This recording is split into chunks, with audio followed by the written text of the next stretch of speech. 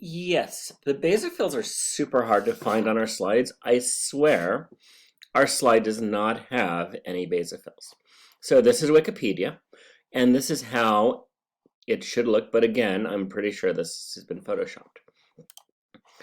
Now in this one, it's harder, or it's because it's what the slide actually looks like. So these are red, so these would be the pseudophils. These would be blue, yeah, it's purple. So those would be the basophils, and that's a cute little chromophobe. And I'll probably pick something like this for the lab exam where it's a definite contrast. Again, this has been photoshopped. That's the pseudophil, that's the basophil, and I could tell it's been photoshopped because it looks so perfect. And then that's the poor little chromophobe.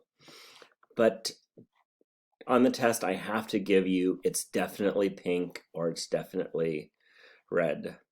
Otherwise, it's just not fair. So here's another picture. I don't know if this is the one I just showed you before too. So chromophobe, basophil. So I'll be definite like this, red, blue, clear.